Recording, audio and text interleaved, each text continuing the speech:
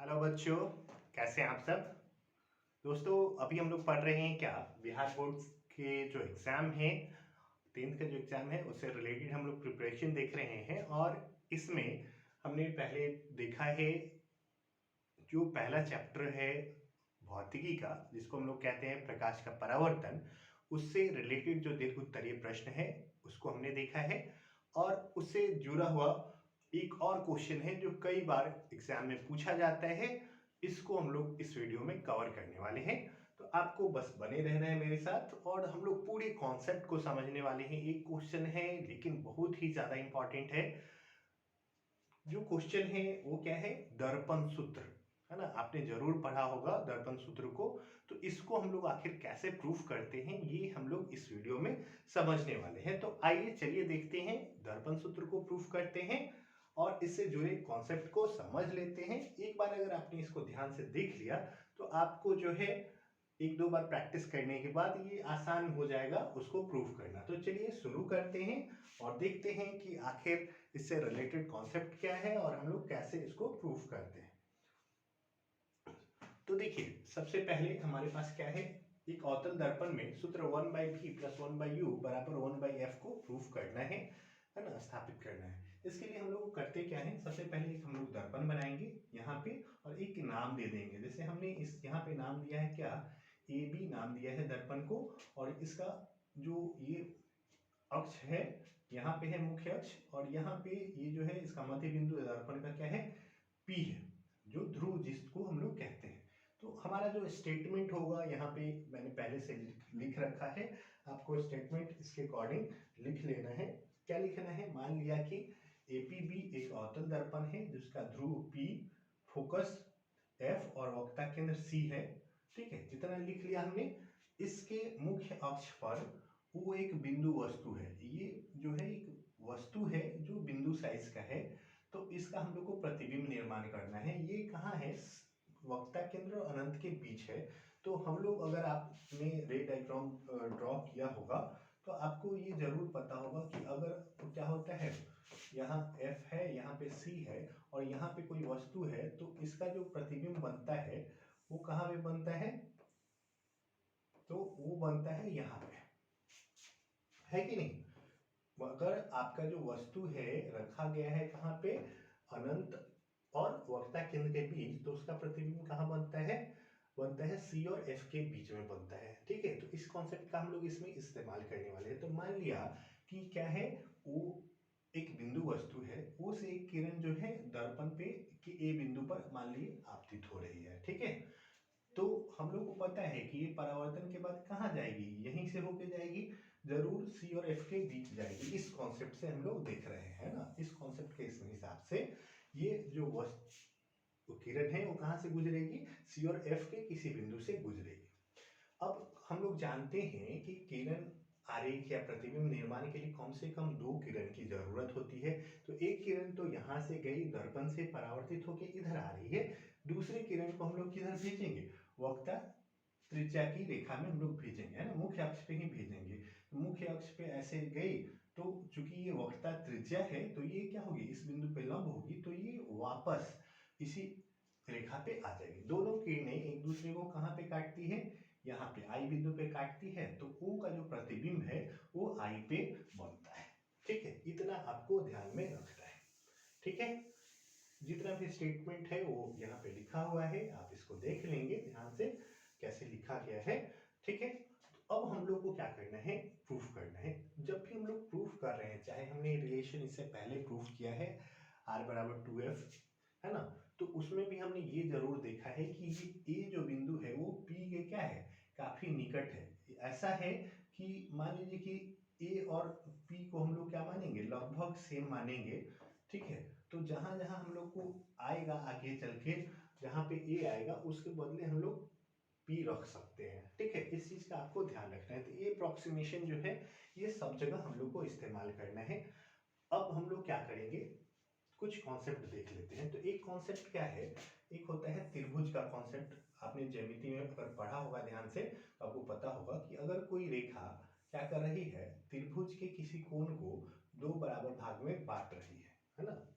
अगर ये कोण समद्विभाजक है, मान लीजिए कि ये ए है, ये बी है और ये सी है और ये डी है और ए डी जो है वो क्या है, इस कोण के समद्विभाजक है, तो उस कंडीशन में एक रिलेशन आता है क्या, ए बी इस कोण जिसको भी विभाजित किया जा रहा है उसकी बनाने वाली दोनों भुजाएं ए बी बटे ए सी बराबर, अब इसको पहले लिए हैं तो यहाँ से तीसरी भुजा पे जो ये मिल रहा है वहां पे अगर ये पहले लिए हैं तो ये वाला दूरी मतलब बी डी और उसके बाद ये दूसरी यहाँ पे ए सी इधर लिए हैं तो इस साइड वाला दूरी b d by d c, ये रिलेशन जो है ये हम लोग यूज कर सकते हैं, है ना। अगर क्या हो रहा है किसी त्रिभुज में कोई कोण समद्विभाजक है तो उस कंडीशन में क्या होगा, इस टाइप का रिलेशन हम लोग इस्तेमाल कर सकते हैं। तो इस चीज का हम लोग यहाँ पे इस्तेमाल करने वाले हैं।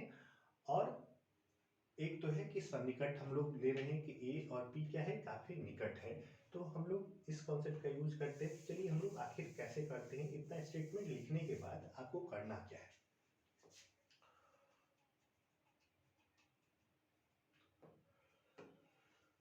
तो देखिए ओ पर हमारा जो है प्रतिबिंब बन गया, ठीक है।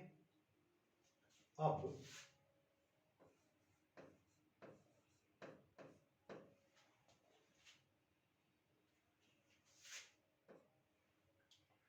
क्या करेंगे हम लोग, सी को ए से मिलाया, सी ए को मिलाया, तो देखिए सी ए जो है वो क्या है, त्रिज्या है, तो सी अगर त्रिज्या है ये वाला, तो सी ए क्या होगा, अभिलंब होगा ये बिंदु पे, तब सी ए को मिलाया, चूंकि सी ए त्रिज्या है इसलिए यह बिंदु ए पर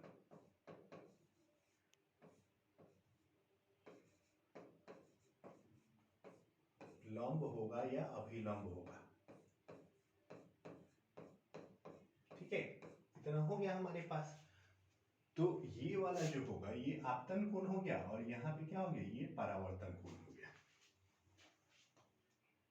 इसलिए जैसे ही वो आपतन कोण हो गया, एक परावर्तन कोण हो गया, तो उस सिचुएशन में इसलिए कोण हमारे पास क्या आ जाएगा, सी ए ओ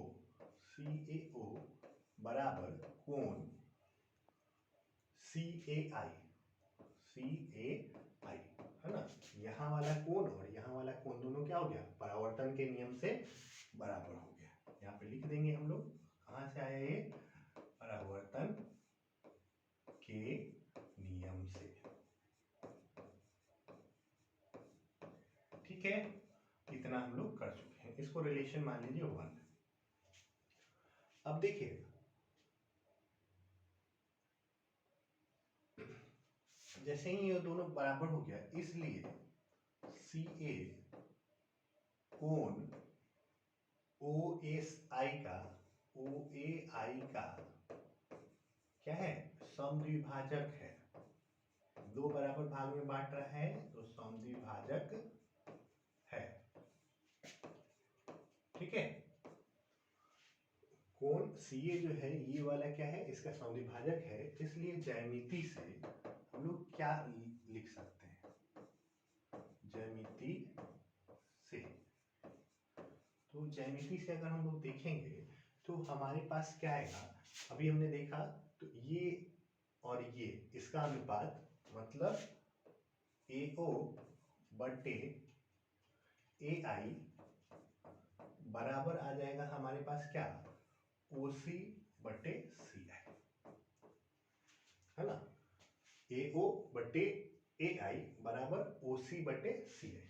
तो यहाँ पे आप देखेंगे क्या कि ए ओ जो है, हम लोग अगर ओ को ए को मान लीजिए पी है तो हम लोग क्या बोल सकते हैं, ओ ए जो है वो ओ पी के बराबर है, तो ओ पी क्या आ जाएगा, यहाँ पे वस्तु है ध्रुव है, तो ध्रुव से वस्तु की दूरी को हम लोग कहते हैं वस्तु दूरी, तो ए ओ जो है वो हमारा वस्तु दूरी में बदलने वाला है। ए आई जो है, ए आई वो पी आई के बराबर होगा, तो पी आई क्या है, तो प्रतिबिंब दूरी है, तो पी आई ए आई जो है वो प्रतिबिंब दूरी में बदलने वाला है। लेकिन OC और CI जो है ऐसा किसी में बदलने वाला नहीं है। तो हम लोग को क्या करना पड़ेगा, इसको इस रूप में बदलना पड़ेगा ताकि हम लोग R, F या U या V ये चारों में से किसी के रूप में इसको बदल के लिख पाए। तो हम लोग देखेंगे क्या, इसको अगर आप चाहें तो ऐसे लिख सकते हैं। OC को कैसे लिख सकते हैं, OC को लिख सकते हैं क्या, पहले हम लोग थोड़ा सा इसमें बदलाव करते हैं फिर इसको लिखेंगे, ठीक है। लिखेंगे क्या, चूंकि बिंदु A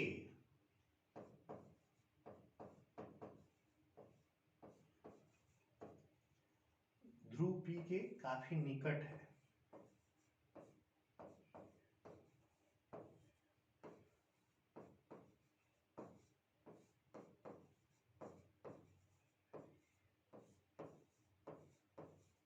इसलिए क्या आ जाएगा, OA जो हो जाएगा वो लगभग बराबर हो जाएगा किसके, OP के, और IA जो हो जाएगा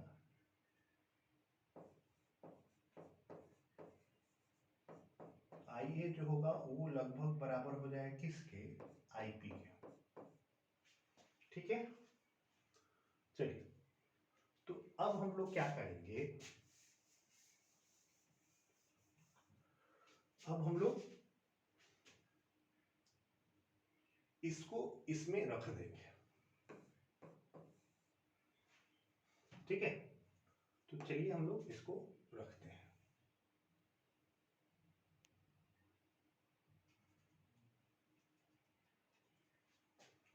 तो अब हमारे पास क्या आएगा, इसलिए AO की जगह रख सकते हैं क्या, OP बाई AI की जगह रख सकते हैं क्या, IP बराबर OC बटे CI।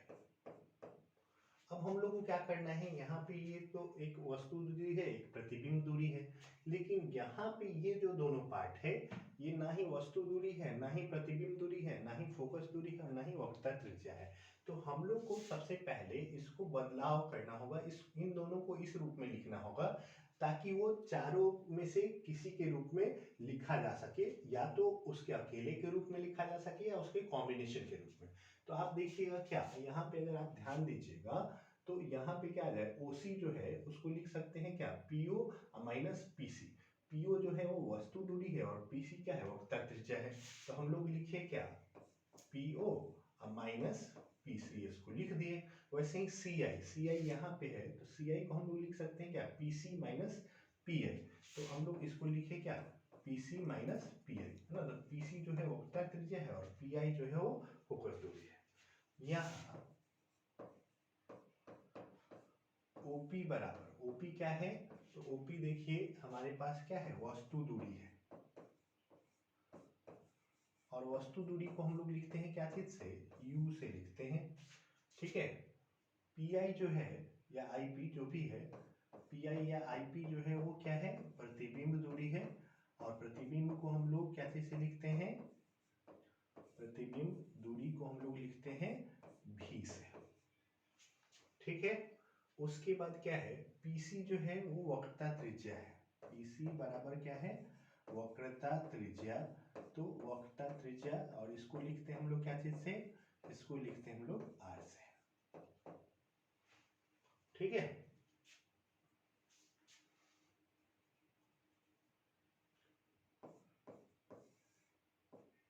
तो अब हम लोग क्या करेंगे, ये सब जो वैल्यू है उसको हम लोग रख दे रहे हैं क्या, इस वाले रिलेशन में। इन मानों को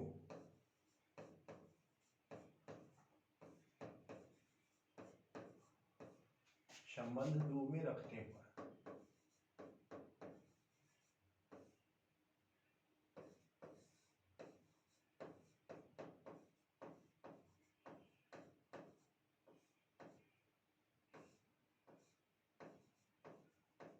ठीक है। अब इसमें हम लोग रख रहे हैं तो हमारे पास देखिए क्या है, OP जो है वो U है बाई IP क्या है V बराबर पीओ क्या है, पीओ है हमारा यू माइनस पीसी है आर।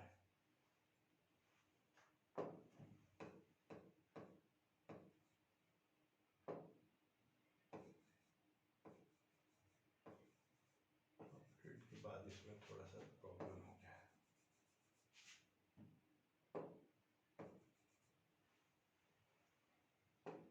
ठीक है, तो ये क्या हो गया, u minus r divide by PC फिर से क्या है आर है, और पीआई क्या है, पीआई जो है वो v।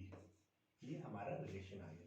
तो देखिए एकदम सिंपल सा है, आपको ये रिलेशन बना लेना है, एक ही रिलेशन यूज करना है ज्यामिति वाला, और आपको ये रिलेशन मिल जाएगा। और इसके बाद जो है रीअरेंजमेंट केवल करना होता है। क्रॉस मल्टीप्लाई आप कर दीजिए, तो यहां से क्या हो जाएगा, यू आर माइनस यू भी बराबर यू भी minus we are.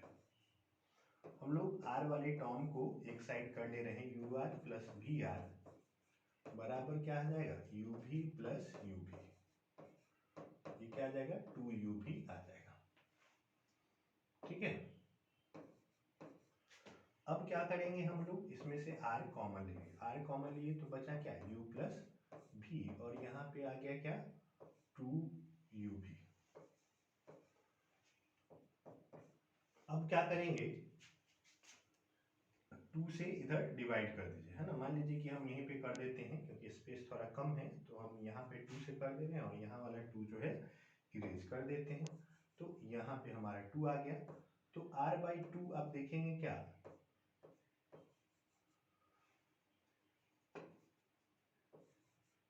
r by 2 जो है वो f में बदल जाता है, क्योंकि f बराबर क्या होता है, r बाई 2 होता है। तो हम लोग करने वाले हैं क्या, यहाँ पे लिखेंगे क्या, f इंटू यू प्लस भी बराबर आ गया क्या, यू भी। अब f को उधर ले जाइए और यू भी को इधर लेके आइए।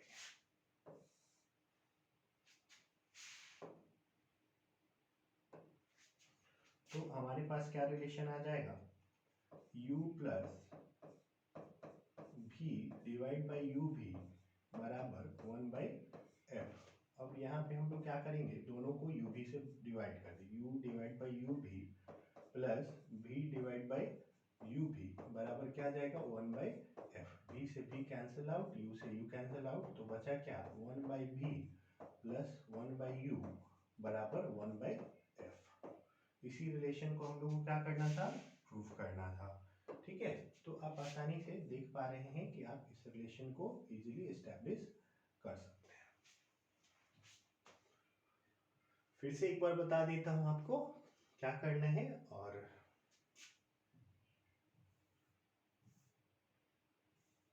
पर्याप्त स्पेस था यहाँ पे। चलिए, तो हम लोग एक बार ऊपर से देख लेते हैं।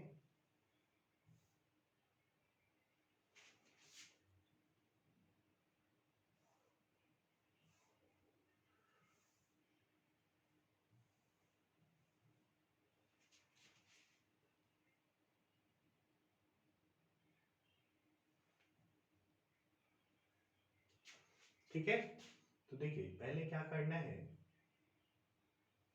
ये है, मान लिया कि एपीपी एक अवतल दर्पण है जिसका ध्रुव P फोकस है और वक्ता केंद्र C है। इसके मुख्य अक्ष पर एक बिंदु है O जो C और मतलब वक्ता केंद्र और अनंत के बीच है। इसका प्रतिबिंब बनाना है, तो एक किरण जो है दर्पण के बिंदु पे आपतित हो रही है, जो परावर्तन के बाद C और F के बीच के किसी बिंदु I से गुजर रही है। दूसरी किरण जो है वो P की दिशा में जा रही है, मतलब वक्ता त्रिज्या की दिशा में जा रही है, जो परावर्तन के बाद उसी पे आ जाएगी। दोनों किरणें एक दूसरे को I बिंदु पे काटती है, तो यहीं पे उसका प्रतिबिंब बनता है। तो अब हम लोग को क्या करना है, इस वाले त्रिभुज में ये वाला क्या है, समद्विभाजक है ना, क्योंकि ये लंब है और इधर आपतन कोण परावर्तन कोण बराबर होता है, तो ये समद्विभाजक है। तो इसका और इसका अनुपात इसके और इसके अनुपात के बराबर है। और उसके बाद जो है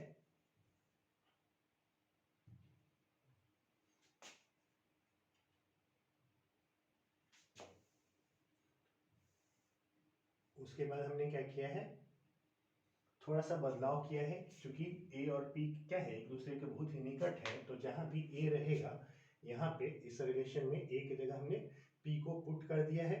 ये वाला जो है ये वस्तु दूरी है, एक प्रतिबिंब दूरी है, लेकिन यहाँ पे ना ही वस्तु दूरी है ना ही प्रतिबिंब दूरी है, तो इसको हमने वक्ता त्रिज्या और वस्तु दूरी के रूप में लिख दिया है।